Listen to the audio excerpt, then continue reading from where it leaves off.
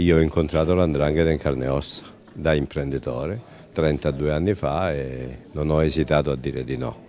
Si può dire di no, si deve dire di no e anche qui le mafie non sono arrivate l'altro ieri, sono arrivati in silenzio, sono arrivati col sorriso in bocca per fare affari.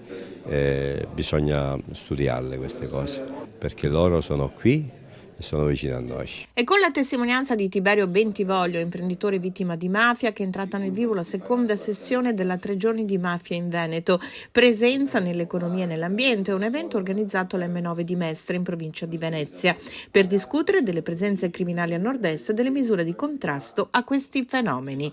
Dai dati presentati si registra come in Veneto risulti sempre più consolidata la presenza dell''ndrangheta, organizzazione che opera silenziosamente infiltrandosi in svariati ambiti, dall'edilizia al commercio, dal turismo ai servizi. Non ci sono settori economici dove le mafie non sono presenti. L'importante per il cittadino, l'imprenditore, l'operatore è quello di sapere che ci sono presenti e poter capire che una dinamica di mercato irregolare non è legata soltanto a una criminalità comune, ma può essere anche legata a una criminalità mafiosa. Se io ti offro un servizio a un prezzo al di sotto di quello di mercato, devo poter pormi la domanda se mi sto rivolgendo a un operatore mafioso che mi può fornire un servizio a un bene più basso perché deve semplicemente riciclare denaro o perché vuole immettersi nel mercato per diventare egemone. L'evento, organizzato dalla sezione regionale del Veneto dell'Albo Gestori Ambientali, assieme alla Camera di Commercio di Venezia e Rovigo e all'Associazione Libera, si è conclusa con una pièce teatrale